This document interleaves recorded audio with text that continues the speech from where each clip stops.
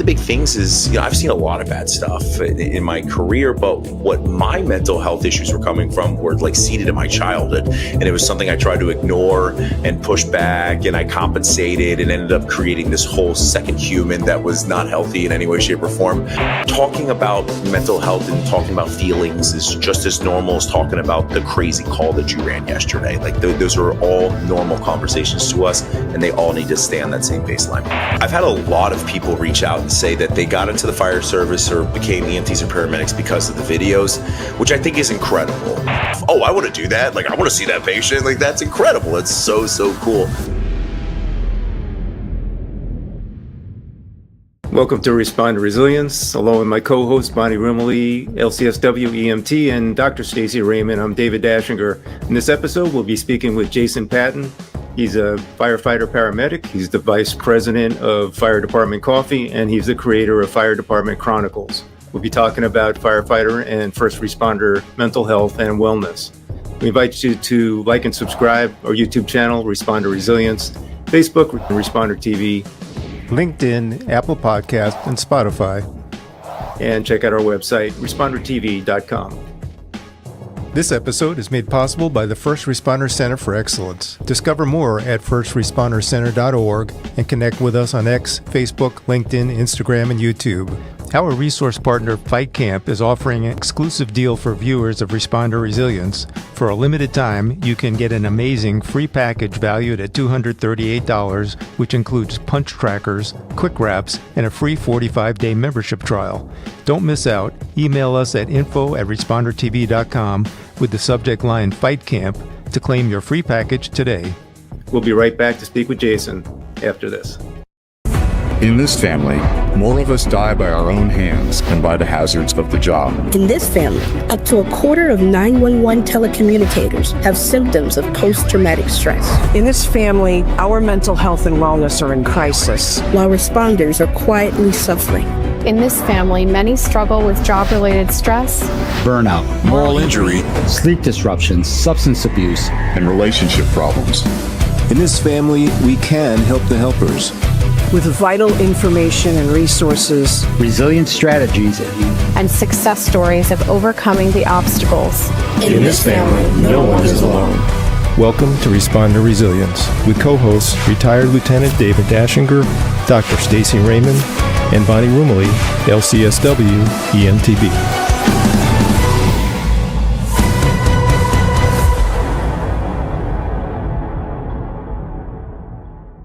And today we're joined by Jason Patton. He's a 15-year firefighter paramedic at the South Florida-based Fire Department. He's also the creator and star of the popular social media series Fire Department Chronicles, which has amassed a combined following of 8 million followers and 55 million total monthly views. Jason's also the vice president and co-owner of Fire Department Coffee, and he's traveled the United States extensively for keynote addresses in front of thousands of first responders, talking about subjects ranging from mental health, resiliency, and adapting humor to increase firefighter retention. Jason, a warm welcome to Respond to Resilience. Thank you for having me. I appreciate it. It's great to have you. I know we're in the amongst those followers, so. That's perfect. I appreciate it. Absolutely. Now, I've been watching those videos for a couple of years now, so yeah. So funny. Anyway. Yeah, when I think of where it came from, I don't even understand how I'm right here. So it all started like 2016 or something like that. And it's been a journey. Every once in a while, like one of my old videos will pop up. I'll be like, all right, that's how this began. All right, cool. It's amazing that you're still able to do all the things you're doing, including working, on the job full time, and the fact also that it circulates. Bonnie and Stacy being therapists, how it circulates in terms of supporting mental health is, I think it's a beautiful thing. I appreciate it. I think it kind of fell into that over time, literally from the beginning. I'd say probably about 3 months into making videos, I was more on Snapchat at the time. And the guy reached out and he said he was in a department just north of me. He said that he and his guys went on this really, really bad car accident, like multiple dead people, like a family, that kind of thing. And they get back to the station. Like, how do you process that? I mean, that's incredibly hard to process. So they said it was kind of like they were just sitting around the table and somebody popped up a video, just happened to be mine. They chuckled for a second, and it kind of lifted a little bit of the fog, and they were kind of able to move forward. Whether it's my videos or Firefighter Patton or somebody else, I think it's just good to sometimes break that little bit of silence there to hopefully move forward. So I wanted to start off by asking you, did you always want to be a fire medic? So I had zero. I didn't even understand firefighting or EMS or anything when I got into it. I was a mechanic. Many people have heard this, a horrific mechanic. I was not good at it at all. So my father was a mechanic, so that's why I got into it. My dad was incredible. He was so detail oriented. He ended up becoming a general contractor and doing incredible work. Like, he was good at like crown molding, which, if anyone knows anything about that, it's very detail oriented. So, but a buddy of mine came. He's like, "Hey man, I just finished EMT school. You should try it out." And I was like, "All right, I'll try it out." And went there and I fell in love with it. It was just so cool. This is the first time I was in school where I genuinely loved learning the information. I dropped out of high school in 9th grade. And so I got my GED. I ended up graduating, or get my GED before my class graduated, and it all worked out. But it's the first time I was actually inspired by school, and it's just been an incredible journey since then. Well, also a few years ago, you became an advocate for first responder mental health. Can you talk a little bit about that journey and what led you there? Yeah. Like I said, when the videos first started coming out, people were reaching out saying it helped. And then just over time, I felt more of a pull to kind of address it directly. And I wanted to, my first video that I wanted to do it with, I wanted it to be really raw, like about as raw as you could get. And I was happy being the comedian that actually talked about it, because it's so difficult for a lot of people. And most people that are talking about it, that's kind of what their platform's about. So I wanted to kind of switch gears and address it. And I, one of the big things is, I've seen a lot of bad stuff in my career, but what my mental health issues were coming from were like seated in my childhood.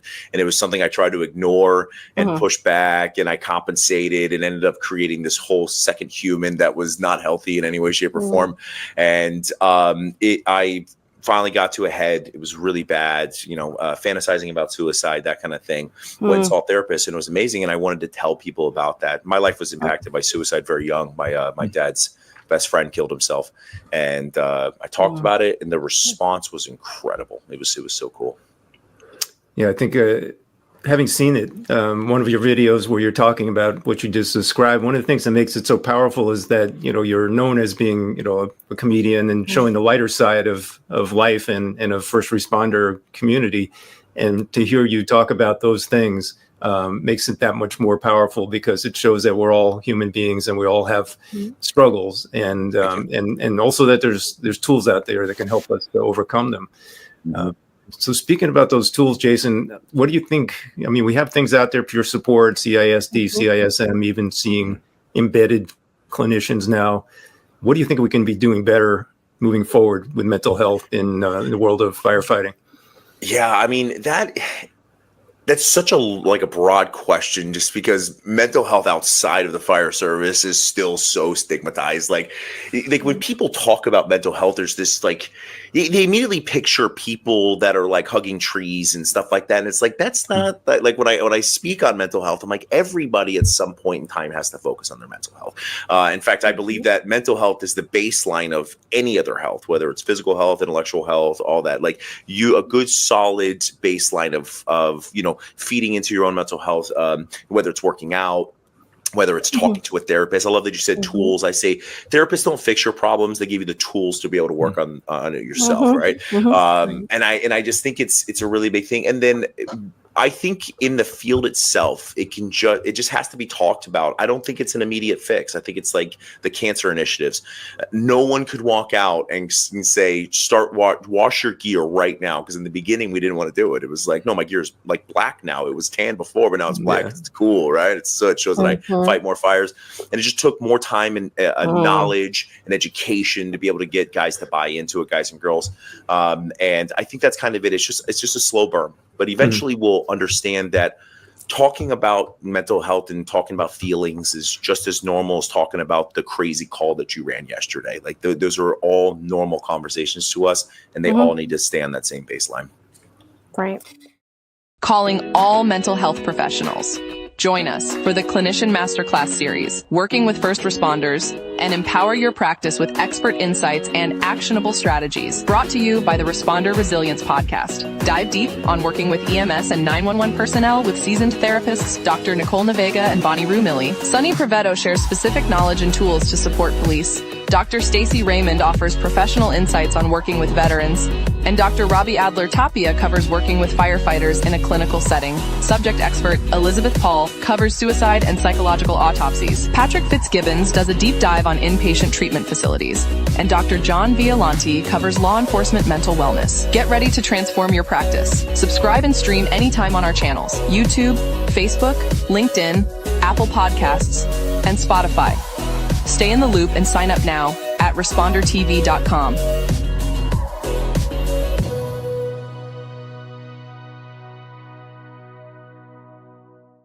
So, Jason, when you're having a bad day, like, what's your go-to as far as self-help? Cocaine.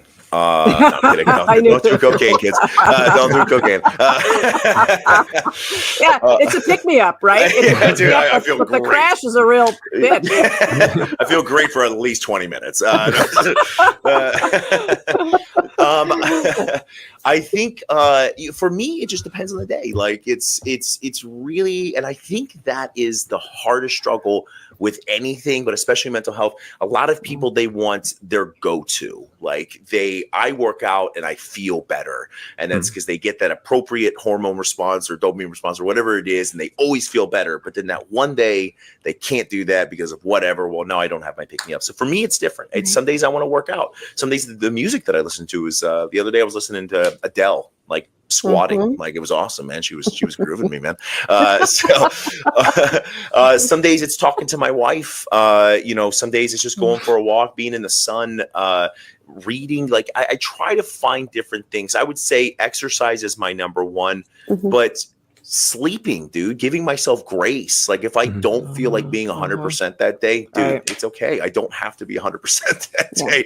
I try to keep a baseline of just being appropriate and nice to people. But in general, man, it varies so heavily on a daily basis. The one thing I try to absolutely never do is drink. I don't want to drink if I'm not feeling good. Now, obviously we know how that ends. So those that might I don't do those things. So yeah, I love that you use the word sleep and baseline together, because probably working a 24-hour schedule, 24/72, 24/48, whatever it is, sleep is probably the one thing that we never have enough of, but we do have some control over on our off days to give ourselves that.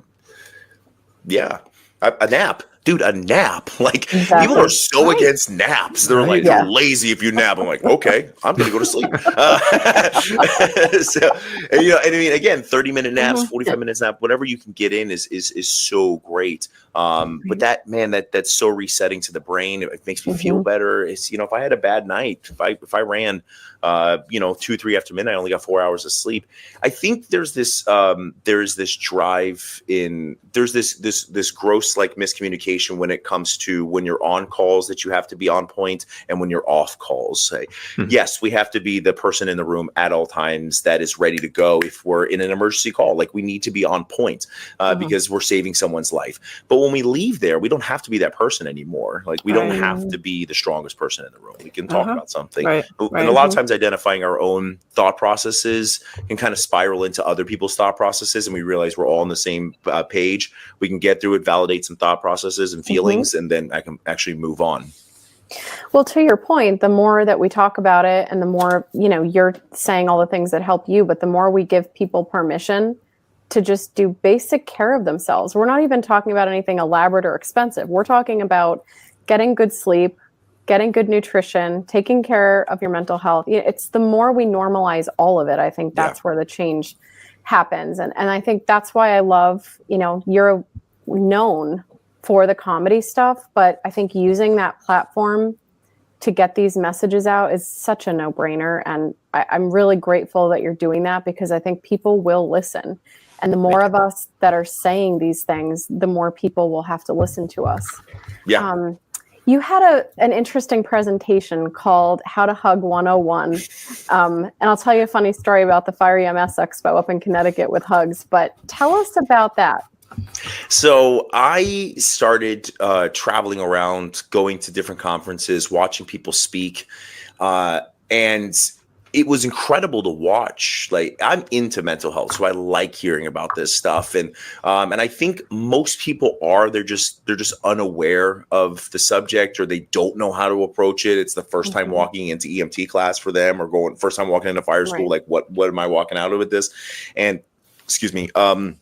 I kept going to all these conferences, and it just seemed to be that there was really two types of presenters. There was the clinicians that were presenting incredible, like, database stuff that was really saying, like, hey, listen, a lot of guys that are killing themselves are not doing it because they want to. Their frontal lobe has actually been, like, shrinking over time, and their judgment center is gone. They don't understand that X equals Y, that kind of thing. So, and then you have guys that are telling their stories, and they're incredible stories, but they are so powerful, so emotionally draining. By the time they're done with that, you're like, holy crap, this is like, wow. And you see 10 of those in a row, and you kind of leave there like, oh, okay, so I am going to kill myself. This is an inevitability. I might as well start making plans, like that kind of thing. So I think, I saw that, and I was like, there's got to be something in between. Just a real, like, you are human.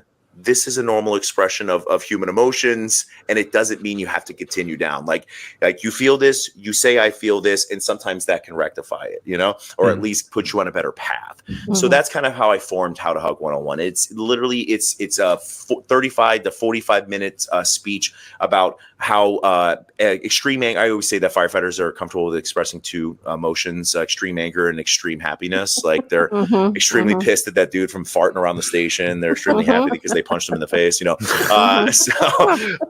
but it's everything in between. We hate, man. We hate expressing, jealousy and being upset or whatever it is. And we don't like those because they're all in the vulnerability zone. We don't want to feel vulnerable. Jealousy, none of those things. Right. When I've always said that if I'm feeling upset or jealous about something, I just say it to the person. Hey, man, I'm really jealous that you got that. I'm going to be honest with you, that you got that promotion over me. And they're like, I mean, they could be a complete jerk. Like, well, it's because you suck. That's probably why you feel that. I'm like, damn it. But, sometimes just verbalizing the words. That's why therapy is so great, man. You go to a therapist and you just vomit emotions onto them for an hour, and you walk out. You're like, all right. Yes, we're vomited on multiple times.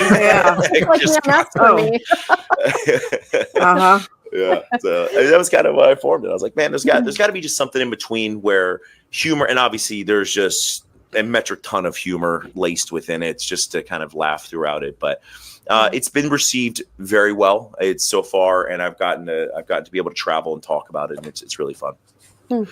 Super cool. Well, our group, our trauma team, was up at the Fire EMS Expo in Connecticut, and every person in the booth next to us, all these firemen, all the EMS providers, we would go up and introduce ourselves, and there was a hug ending up happening in there. So one of the fire guys got a piece of paper, and he wrote free hugs with a Sharpie, and he put it on our booth because he said, you know what, you made my day. He smiled the entire day. And it just reminds you, especially to your point of your talk, it reminds you that little things really do matter. To laugh for 10 seconds, to hug someone, to smile, to say something nice. It can last for hours. Yes. So it's a good point. Thank you for that. Of course. Thank you.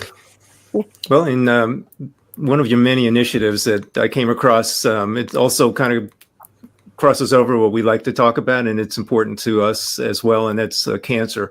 Did a couple of pieces that I saw that had to do with early detection, and again, infused with comedy, so it's really easy to digest.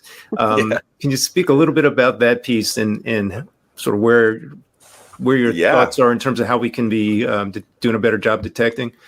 Yeah. So it's funny you say detecting, because Detect Together is the name of the organization that I happen to come across. They're a nonprofit organization based out of Marlborough, Massachusetts, I believe, or it's in Massachusetts. But they are incredible. It's I believe it's 3 people that formed it, 3 or 4 people that formed it, and the women that are really kind of running the whole thing, they are unbelievable. Trisha and her team. The whole purpose of this was just simply to raise awareness on detecting cancer earlier, and how it's much easier to treat stage 1 than it is stage 4, that kind of thing. And they immediately knew the types of videos that I would want to be involved with. And they even allowed me to like edit the scripts, which is not common for most people. And it was the early detection of cancer is just so difficult. And listen, I am one of these people that will like, my throat will hurt and it'll be hurting for 3 weeks. And I'm like, God, my throat still hurts. And my wife's like, see, come on, really? Like, just go to the doctor. I'm like, yeah, that's probably smart. So, that is one of their big things is that if a symptom lasts longer than a certain period of time, then you should go to your doctor and get checked out. Like, it's normal to have physiological changes in your body, but when they last for a certain period, longer than a period of time, then you need to go to the doctor. So it's just a really, really cool thing, man. It's like, I always say, like, we always focus on men when it comes to mental health and cancer stuff. But my first true experience with someone like actively, audibly suppressing their feelings and thought processes was a woman. It was a girl that I was precepting. She failed a test. It was a very simple test. She just failed it because she went too fast. And we were driving back to the station. She started crying, and I look over, and she looks at me, and she looks back down, and she's like, "No, we don't cry. We don't do this." And I was like, all right, let's just stop, because that's how you murder kittens. But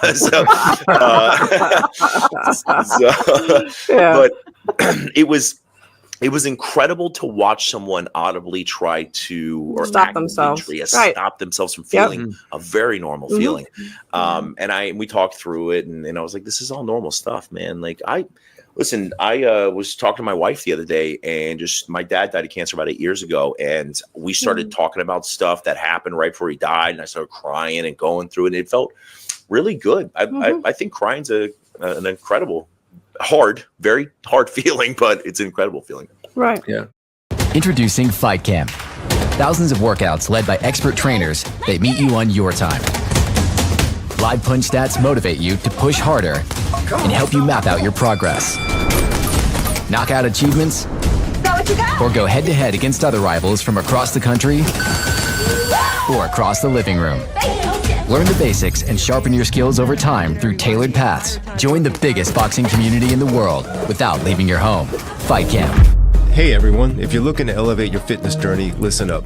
Fight Camp is rolling out an incredible offer just for Respond to Resilience listeners, an absolutely free package that includes punch trackers, quick wraps, and a 45-day membership trial valued at $238. This isn't just a workout, it's a way to track your progress in real time with advanced technology. You'll have access to over 3,000 on-demand workouts tailored for all fitness levels, so you'll never run out of options. Kickstart your fitness journey and follow these simple steps to get your free package. Just email us today at info@respondertv.com with the subject line Fight Camp, and we'll send you everything you need to sign up and claim your free offer. That's info@respondertv.com. I just had to ask you this question. So in one of those videos you have what looked to be FDNY firefighters singing and rapping. What was that like to do that scene? So this is the second time I've kind of worked with FDNY, and it's very intimidating, man. Let me tell you, you walk into a place where the Rock is huge. It is a massive training center. If you ever get the chance to walk through it, you should. Like, they have an actual subway train car. I think it's multiple of them set up so they can practice going in and getting people out. Like, it's unbelievable. It's very cool. But, I think they have 10,000 active duty firefighters, which is psychotic. We have 70 in my department. So it was very cool. It was very cool to deal with it. But the coolest thing was to watch. I believe they had besides London, I believe they're the second largest fire department in the world. I could be wrong about that, but they are just massive, and they bought into this wholeheartedly. What do you need? Like, they had a bunch of their firefighters and paramedics and EMS personnel in there singing. We're having a good time, and they gave us free reign around their entire place to just walk around and do whatever we need to help with cancer prevention. Wow. It was very, like, one of the guys that was acting with me in the videos was an assistant chief. And think about how high that is with 10,000 people or 12,000. So that's crazy. Wow. What a great experience. Mm-hmm. Yeah, it was very cool. Let me ask you this. What's the most important lesson that you've learned over your career thus far? Moderation. That moderation is which I believe is probably one of the hardest traits to actually take in and subscribe to personally.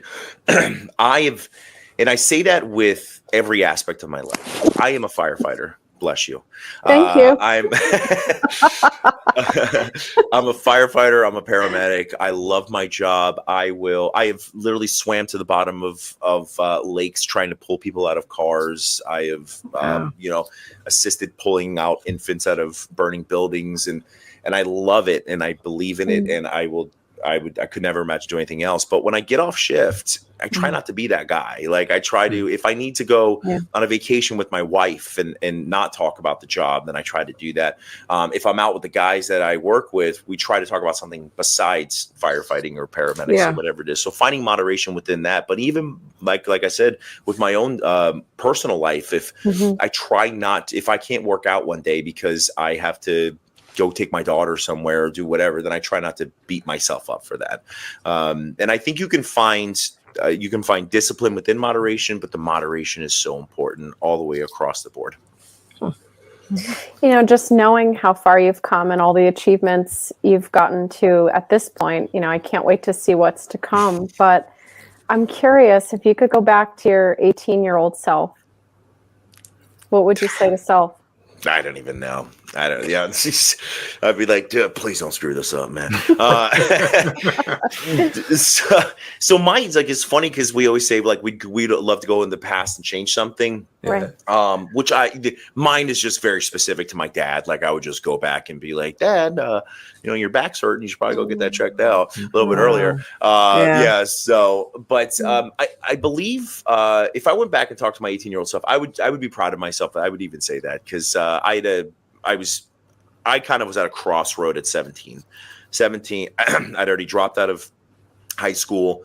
I was, getting my GED. I was, and I had a choice. I was either going to keep doing stupid stuff or I was going to actually, invest in myself, which I did. I became a mechanic and kind of went from there. But I would probably say, go talk to a therapist now because I suffered for whatever it was, 17 years. And eventually this is like 4 or 5 years ago, finally, talked to somebody about what was going on in my head. And I think I probably wouldn't change anything because I'm not sure if I'd be where I was at if I didn't have that kind of driving factor within me to be better, that kind of thing. So I'd probably give myself a high five, tell me not to date that one girl when I was 22. Would you say nice hair? I haven't had hair since I was 16. So okay. I know. Well, look at it this way. If you hadn't dated that one, you wouldn't know how wonderful your wife is. So oh my God. Yeah. And I swear, I think it's so hard. Sometimes you look back at your past decisions. You're like, oh, I wish I didn't, but I don't know where I would be today. Do you ever see Butterfly Effect? Yes. Yeah. Butterfly, that is like probably the best example of change one thing and a lot of other things are going to change too. Yeah, so, definitely. And on that thread, in terms of changing things, I love your story about the woman you were precepting and then having that moment. It was really, much broader than just becoming a paramedic, but becoming a kind of wellness moment, really. Yeah. And so when you're interacting with probies, or if you were standing in front of a class of probies, what would you tell them? What kind of advice would you impart? Yeah, so I get the luck of every time we bring in a new probationary class, I sit down with them and I talk to them about mental health. I talk to them about taking care of themselves, that kind of thing. And I kind of always try to depart the final piece of the conversation with, you are important. You are important, that when you show up on calls, they are important. They need to be taken care of. Don't kill yourself, trying to save someone's life, the whole like risk versus reward stuff. But at the end of the day, if you need to go into your bunk room and sit down for 20 minutes and think about what's going on, then you are important. When you get off shift, you're important. And I think that's something that I really try because from the day we walk in to being a firefighter or paramedic or EMT, whatever it is always about patients. It's always about other people, which I agree with. But before you became a firefighter, paramedic, and EMT, whatever it is, you were a human. You started off as a human. That human's got to be taken care of, and then we can take care of other people. Yeah. Well, to your point, when I was on duty, I used to check in with all my crew before we touched a bag because all the stuff in the bag is absolutely useless if my head's not in the right space to use the bag. I agree.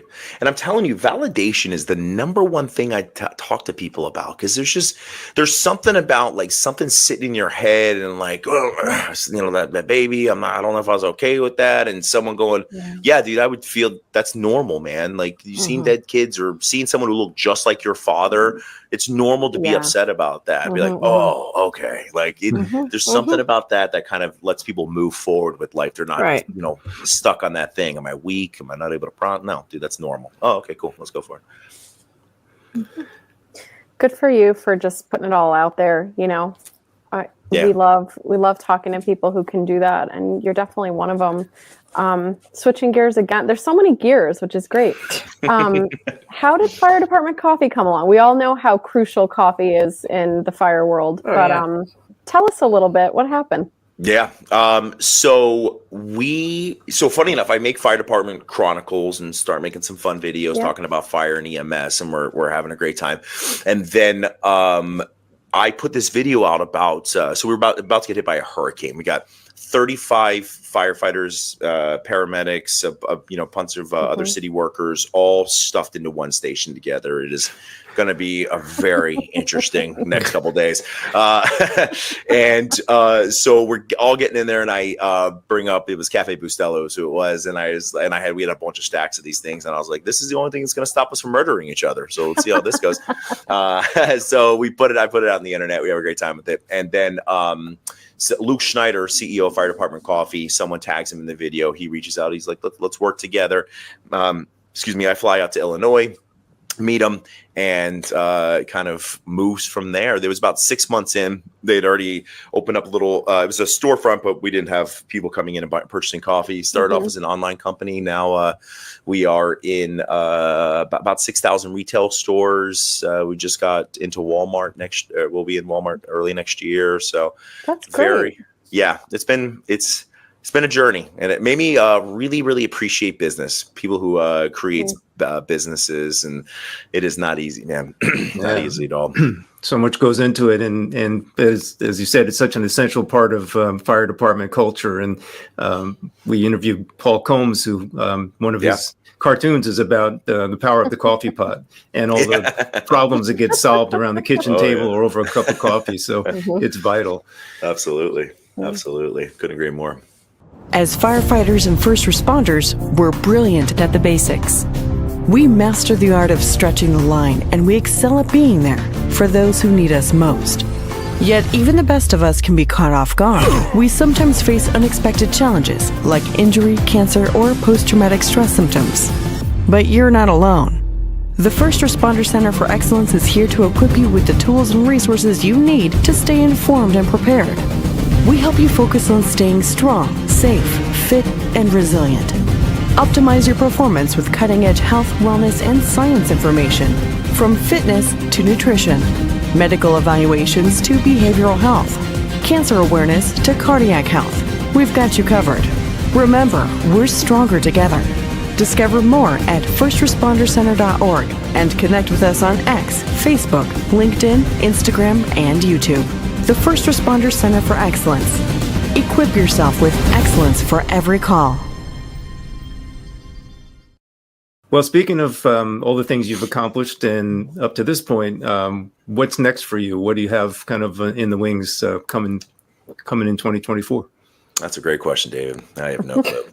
I wake up every day with, what are we going to try to do today? So I think we're just going to continue expanding. I think I'm going to continue making chronicles. I am dabbling with the idea of, so I love imparting knowledge is probably my favorite thing. That's like the baseline of all my videos is, having a laugh, a lot of times at my own expense, but kind of imparting knowledge within that, whether it's diabetes or heart attacks or CPR.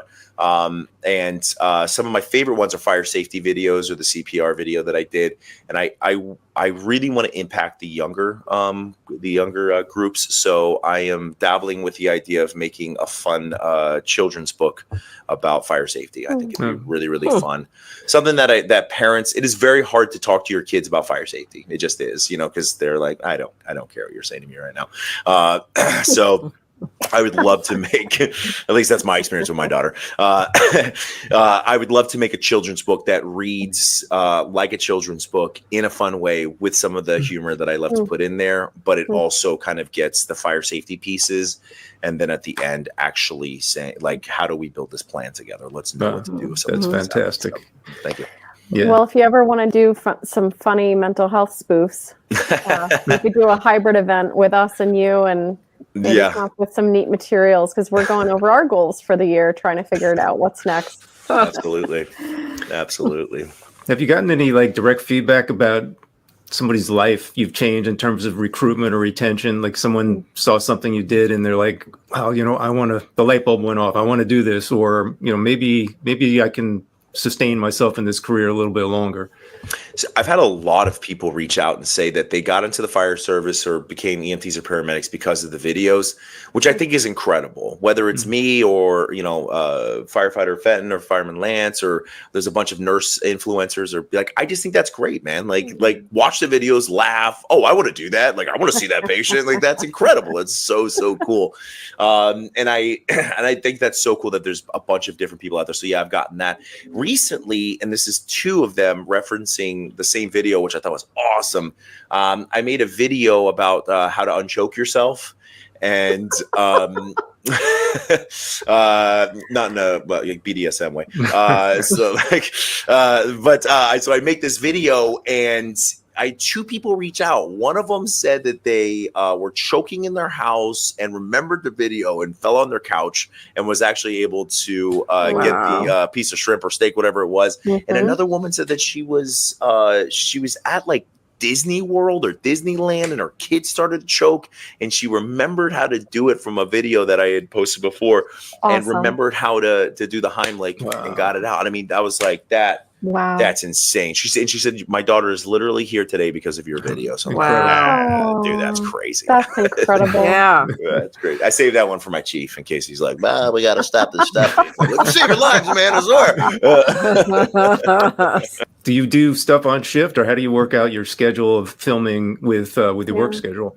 So I do everything off shift. I try not to ever do anything when I'm there. I mean, I'll answer some emails here and there, but I try not to do anything while I'm on shift. It's I work at a station that averages 16 to 24 calls a shift.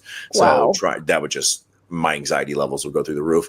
But it just makes life easier if I can plan when I get off shift and kind of working in between things. Mm-hmm. We have a lot of great take homes today, and one of them, for me at least, is definitely thinking about how small things really matter. You made that video about choking, and it saved somebody. So you just never know the impact of the work that we all do in the world. One sentence changed my life. It was my therapist at the end of one of our sessions. She says, "You ever think of it like this? Like maybe this is why it happened, because of, this thing when you were younger?" And I was like, oh my God. And that was it was that massive light bulb moment. And then we still did more sessions after that, but it was like such a cool, I was like, oh my God, that's it. It's like, I don't have to be this person to everybody at all times. Like, I can just be me. And it was such a cool, incredible moment. And it changed the trajectory of my life. Wow. Well, this I shouldn't have to ask this question, but we do anyway. Where can people find you out there, Jason? All the channels: YouTube, Facebook, TikTok, Twitter, all the fun stuff. I'm out there. Just whatever you're on, you can come say hi. Absolutely. We so appreciate you spending the time with us today and everything you're doing out there, and the change that you're helping to make in the culture of the fire service, EMS, and I'm sure beyond that. So thank you so much for being with us and sharing your insights. Thank you, guys. I appreciate you having me on. Thank you, Jason. Thank you. Thank you. I was hoping Stacy would say thank you. We got this entire thing. We have to go start again. When she gets quiet, it gets scary. We'd like to invite you to like and subscribe YouTube, Responder Resilience, Facebook, Responder TV, LinkedIn, Apple Podcast, and Spotify. And check out our website, respondertv.com, for past episodes and guest information. Till the next time, stay safe, be kind to yourself. Take care.